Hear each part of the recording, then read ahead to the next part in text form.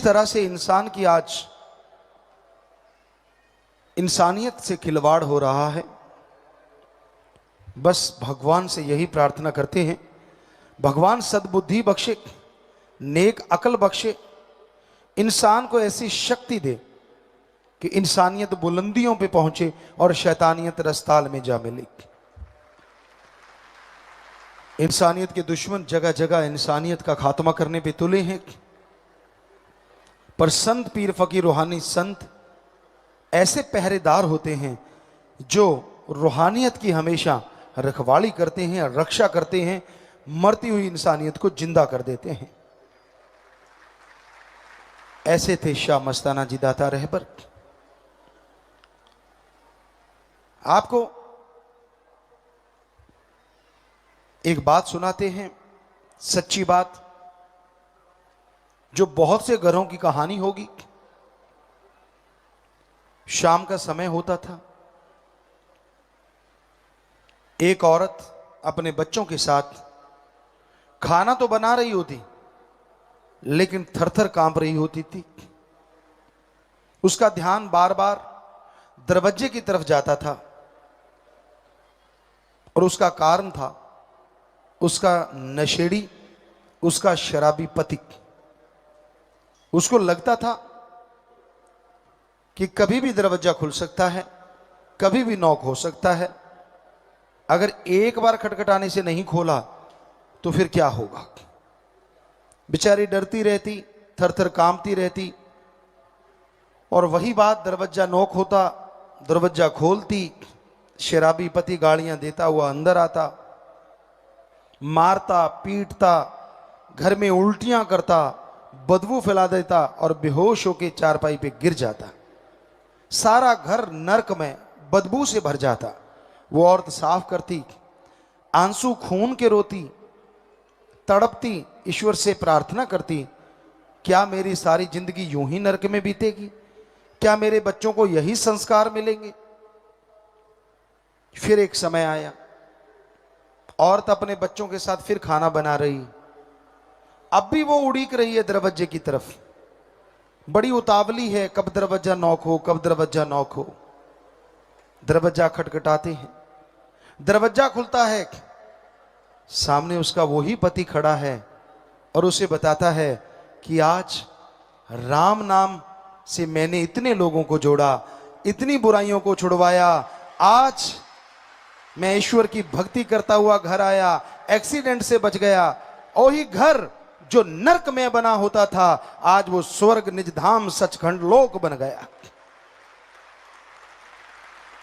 ये है मस्ताना जी महाराज का गुरु मंत्र, जो उस शराबी ने लिया, उस नशेड़ी ने, जुआरी ने लिया, तो उसकी आदतें बदल गई और आज वो नरक से स्वर्ग में घर में रहने लगे।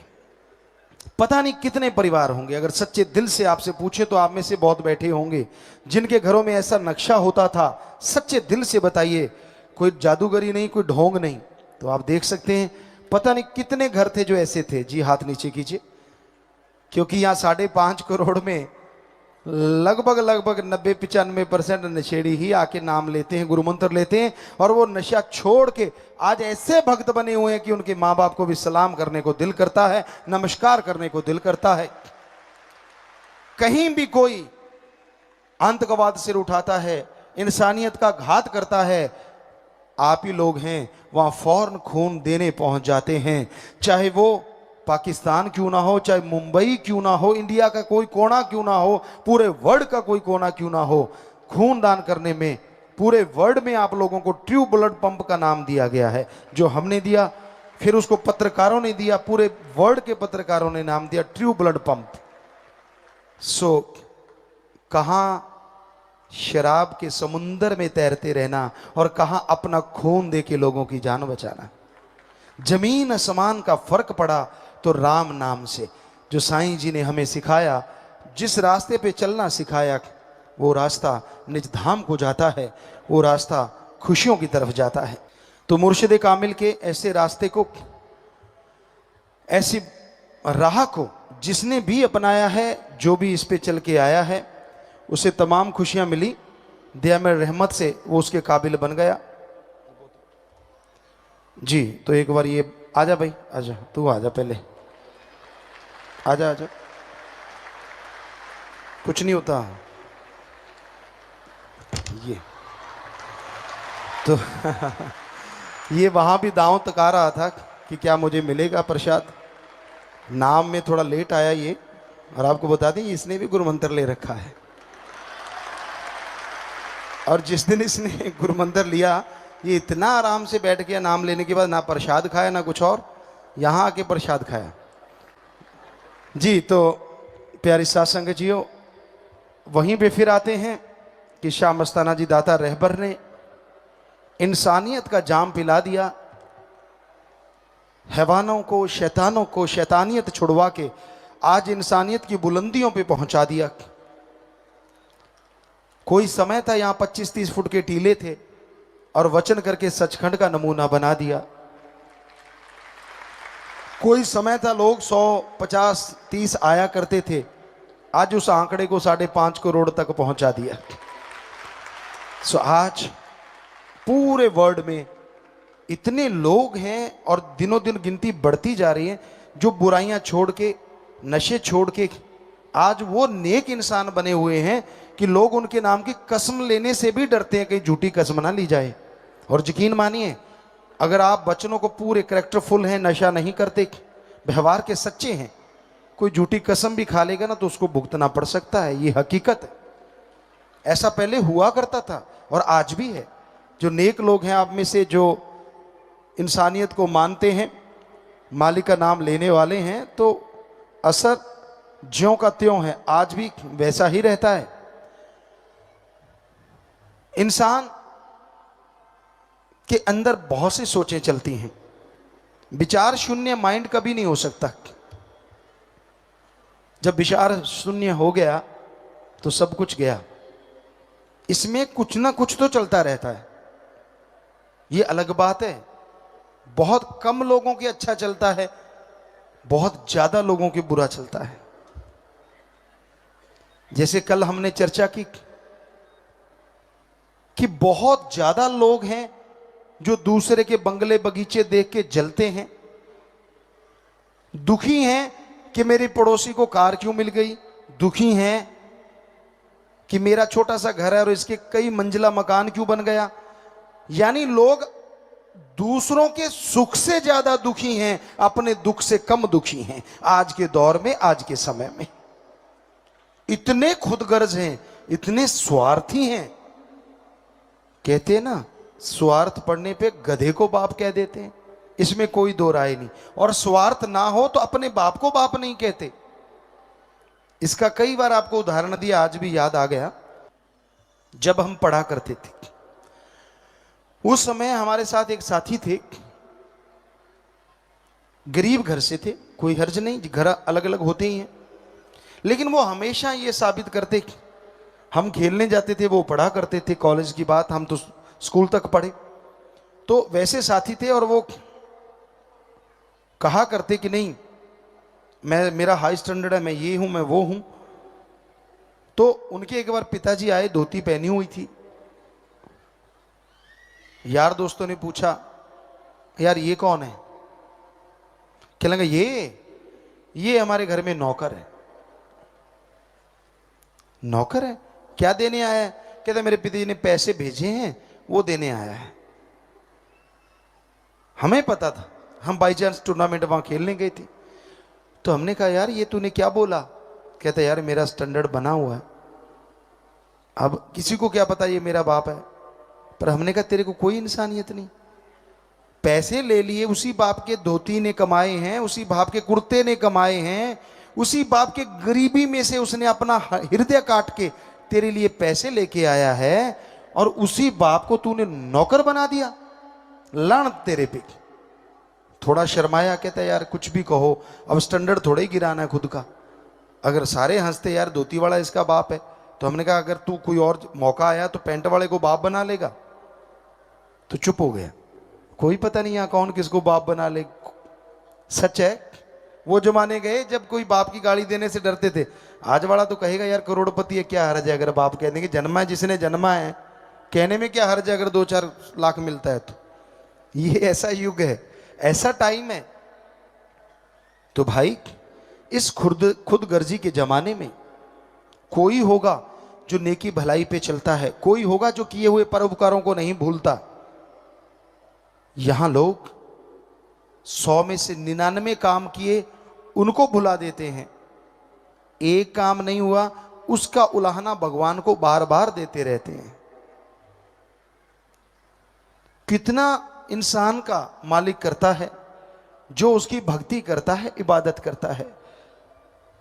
3rd स्टेज तक के कैंसर, नशों में डूबती हुई जिंदगी नैया को उन्होंने बचाया। पता नहीं क्या से क्या कर दिया, लेकिन सुई वहीं की वहीं। चाहे कुछ भी मिल गया हो, चाहे कुछ भी दिया गया हो, मन हरामी इतना हावी हो जाता है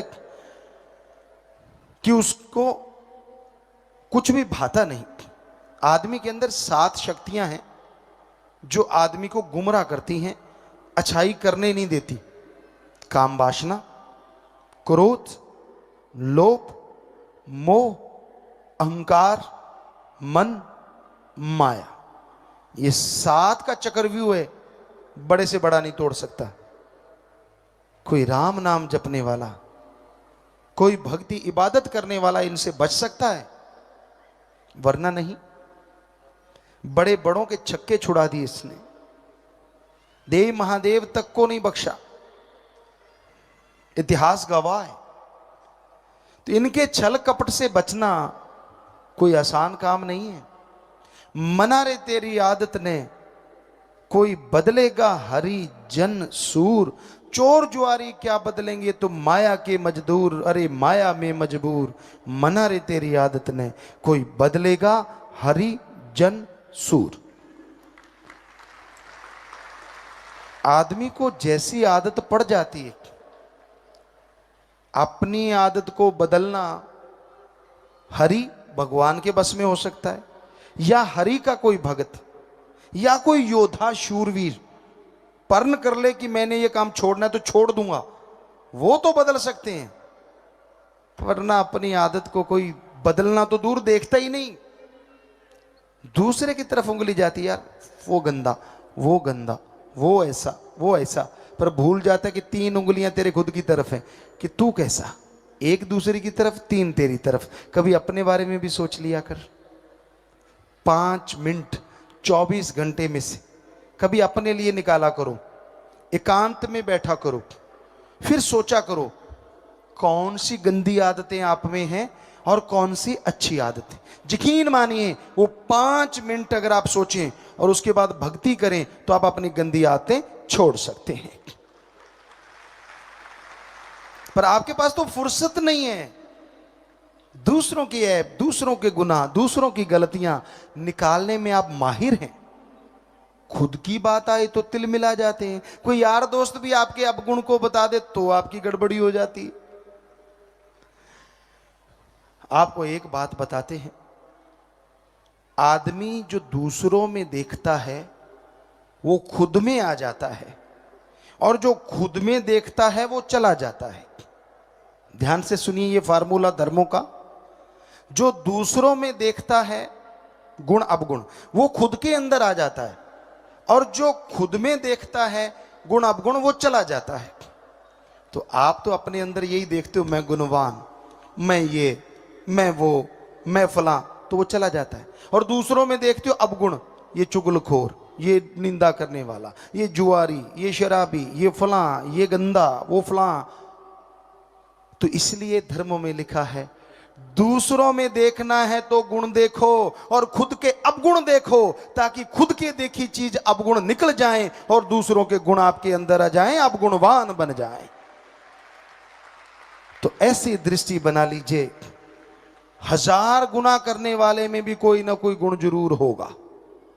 वो आपने ले लिया तो आप गुणवान बन गए, और 5 मिनट में अपने अवगुण सोचिए और वो निकल जाएंगे। तो सोचा कीजिए ऐसा करने से आप बहुत ही नेक इंसान बन सकते हैं। आपका व्यक्तित्व निखर सकता है। समाज में उन्हीं की इज्जत होती है जो गुणवान होते हैं। ईश्वर की दरगाह में उन्हें ही कृपा दृष्टि दया में रहमत मिलती है जो गुणवान नेक होते हैं, भगवान पैसे से नहीं मिलता, भगवान कपड़ों के रंग बदलने से नहीं मिलता, भगवान सिर में पानी डलवाने से नहीं मिलता। ऐसे मिलता तो मेंढक मछलियां कब के भगवान के पास होते। जंगल में जाने से भगवान मिलता तो जंगली जानवर भगवान के आगे बैठे होते। अरे उजाड़ों में रहने से भगवान मिलता तो उल्लू महोदय कब के मालिक के पास होते। ऐसे नहीं मिलता। मिलता है वो घर गृहस्थ में रहते, मिलता है वो ब्रह्मचार्य में, लेकिन मिलता उनको है जिनके दिलो दिमाग की भावना साफ होती है, चाहे वो राजा है चाहे वो रंक है।